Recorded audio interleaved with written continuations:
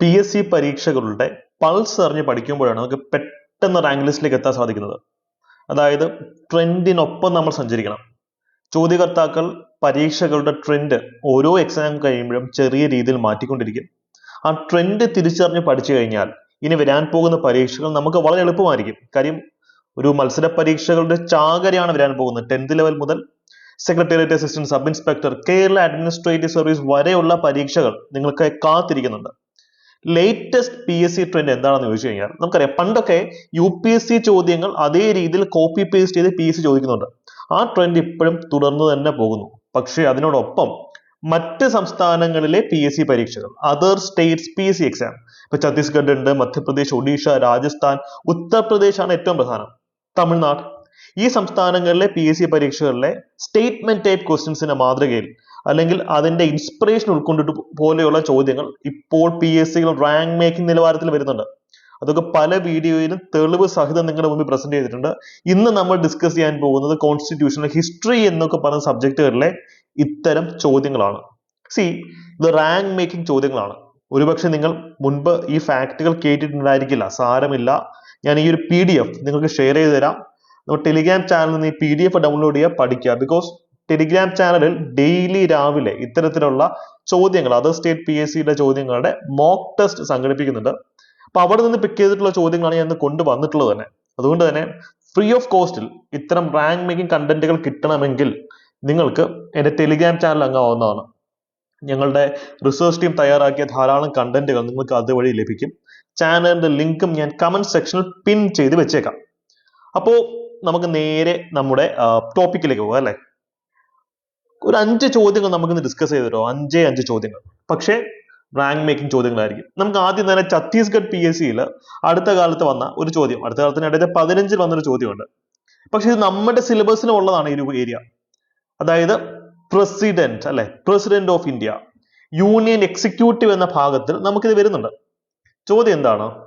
In which matter it is not essential for the president to take advice from council of ministers. സംഭവം ഇത്രയേ ഉള്ളൂ. Article 74 പറയുന്നത് എന്താ? There shall be a council of ministers headed by prime minister to aid and advise the president അല്ലേ. അതായത് president of India എന്ന് പറയുന്ന വ്യക്തിയാണ് ഇന്ത്യയുടെ രാഷ്ട്രപതി, രാഷ്ട്രത്തലവൻ.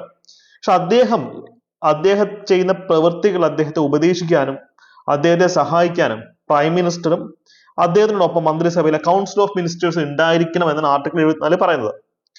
അതായത് ഇവര് പറയുന്ന പോലെ പ്രസിഡന്റിന് പ്രവർത്തിക്കാൻ ഒക്കത്തുള്ളൂ. In most of the cases, കൂടുതൽ സമയവും പ്രൈം മിനിസ്റ്ററും കൗൺസിൽ ഓഫ് മിനിസ്റ്റേഴ്സും പറയുന്ന കാര്യങ്ങൾ മാത്രമേ പ്രസിഡന്റിന് ചെയ്യാൻ പറ്റത്തുള്ളൂ. അതാണ് പ്രസിഡന്റ് റബ്ബർ സ്റ്റാമ്പ് ആണെന്നൊക്കെ പല ആൾക്കാരും ക്രിട്ടിസൈസ് ചെയ്യുന്നത്. പക്ഷേ ചില സിറ്റുവേഷൻസിൽ, ചില സാഹചര്യങ്ങളിൽ പ്രസിഡന്റിന് എന്ത് ചെയ്യാം? സ്വന്തം ഇഷ്ടപ്രകാരം ഡിസ്ക്രിഷണറി പവർ എന്ന് പറയും, വിവേചനാധികാരം ഉപയോഗിച്ച് കൗൺസിൽ ഓഫ് മിനിസ്റ്റേഴ്സ് അല്ലെങ്കിൽ പ്രൈം മിനിസ്റ്റർ പറയുന്നതിനെ എതിർത്തുകൊണ്ട് അദ്ദേഹത്തിന് ഡിസിഷൻ എടുക്കാൻ പറ്റും. അത് അപൂർവമായിട്ട് ചില സിറ്റുവേഷൻസിൽ മാത്രമേ ഉള്ളൂ. ഇതൊക്കെ ഞങ്ങളുടെ ക്ലാസ്സിൽ വളരെ ഡീപ്പായിട്ട് തന്നെ പഠിപ്പിക്കുന്നുണ്ട്. ഇത്തരം കണ്ടന്റ്, റാങ്ക് മേക്കിംഗ് കണ്ടന്റുകൾ ഒരു ക്ലാസ് റൂം പ്രോഗ്രാമിന്റെ ഭാഗമായി നിങ്ങൾക്ക് വേണമെങ്കിൽ ഞങ്ങളുടെ Kerala administrative service, secretariat assistant അല്ലെങ്കിൽ 10th +2 ലെവൽ ബാച്ചുകൾ ജോയിൻ ചെയ്യുന്നതാണ്. വളരെ അഫോർഡബിൾ ഫീസിൽ ഇത്തരം ഹൈ ക്വാളിറ്റി കണ്ടന്റുകൾ നിങ്ങളിലേക്ക് എത്തിക്കുന്നതായിരിക്കും.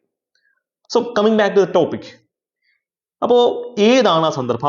അപൂർവമായിട്ട് എപ്പോഴൊക്കെ ആയിരിക്കാം പ്രസിഡന്റിന് അദ്ദേഹത്തിന്റെ സ്വന്തം ഇഷ്ടപ്രകാരം, അതായത് പ്രൈം മിനിസ്റ്ററിന്റെയോ കൗൺസിൽ ഓഫ് മിനിസ്റ്റേഴ്സിന്റെയോ ശുപാർശയോ ഉപദേശമോ ഇല്ലാതെ സ്വന്തം ഇഷ്ടപ്രകാരം കാര്യങ്ങൾ ചെയ്യാൻ സാധിക്കുന്നത്? അത് ചില സിനാരിയോസ് ഉണ്ട്.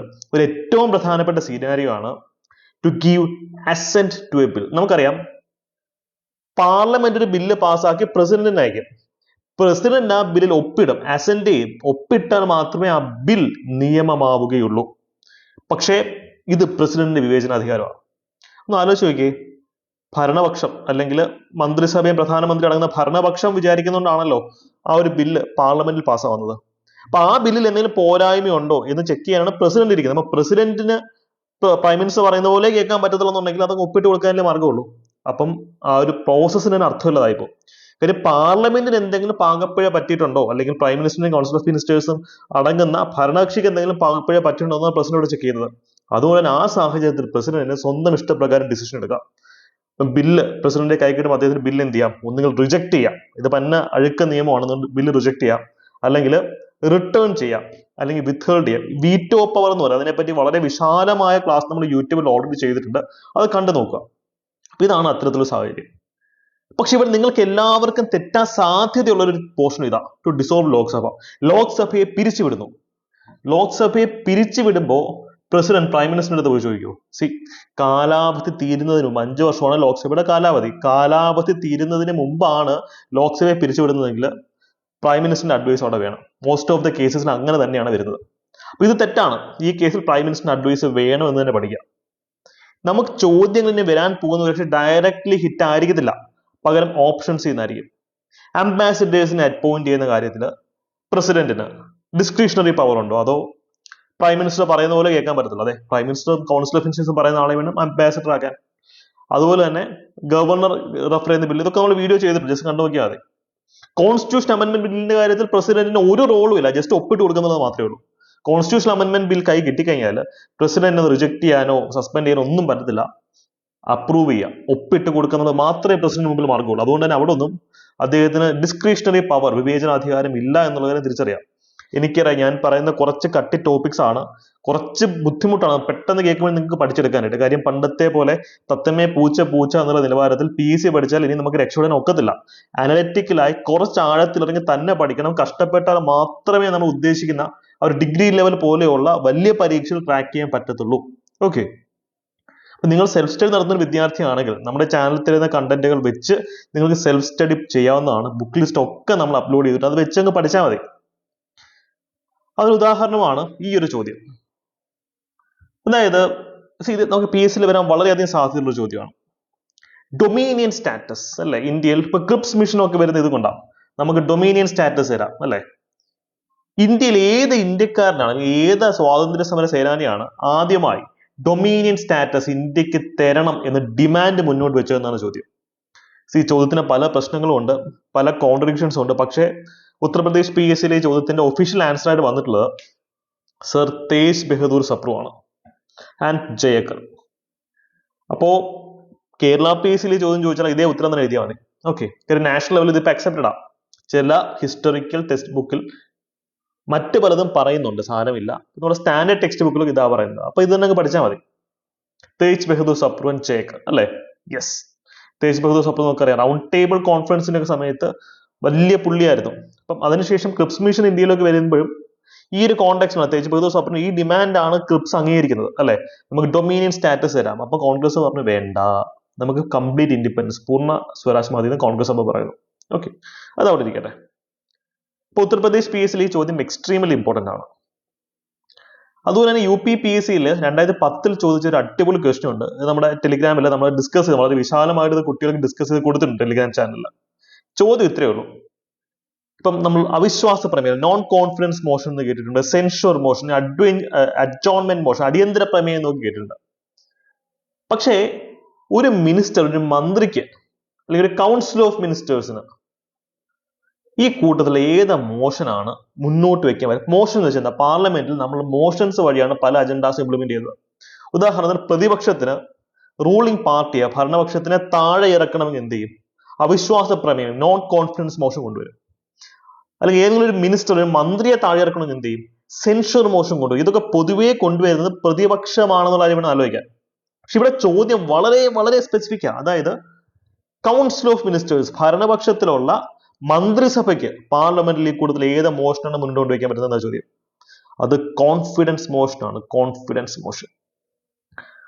നോൺ കോൺഫിഡൻസ് മോഷൻ എന്തായാലും പ്രതിപക്ഷമല്ലേ കൊണ്ടുവരത്തുള്ളൂ. സെൻഷർ മോഷനും ഒരു സിറ്റിംഗ് മന്ത്രി അല്ലെങ്കിൽ ഒരു പർട്ടിക്കുലർ മന്ത്രി, ഗ്രൂപ്പ് ഓഫ് മിനിസ്റ്റേഴ്സിനെ പുറത്താക്കാനാണ് സെൻഷർ മോഷൻ കൊണ്ടുവരുന്നത്. അതെന്തായാലും പ്രതിപക്ഷമല്ലേ കൊണ്ടുവരുള്ളൂ. അല്ലാതെ സ്വന്തം മന്ത്രിസഭയിൽ ഒരു മന്ത്രിയെ പുറത്താക്കാൻ വേറൊരു മന്ത്രി സെൻഷർ മോഷൻ കൊണ്ടുവരും ഒരിക്കലും ഇല്ല. അത് പ്രതിപക്ഷം കൊണ്ടുവരുന്നത്. അഡ്ജോൺമെന്റ് മോഷന്റെ കേസ് സിമിലർ ആണ്. പക്ഷെ കോൺഫിഡൻസ് മോഷൻ എന്ന് പറയുമ്പോൾ മന്ത്രിസഭ അവർക്ക് പാർലമെന്റിൽ ഭൂരിപക്ഷമുണ്ട്, അല്ലെങ്കിൽ ഞങ്ങൾക്ക് പാർലമെന്റ് കോൺഫിഡൻസ് ഉണ്ട് എന്ന് പ്രൂവ് ചെയ്യാൻ വേണ്ടി അവർ പ്രോആക്റ്റീവായിട്ട് ചെയ്യുന്ന മോഷനാണ് കോൺഫിഡൻസ് മോഷൻ, വിശ്വാസ പ്രമേയം എന്ന് പറയും.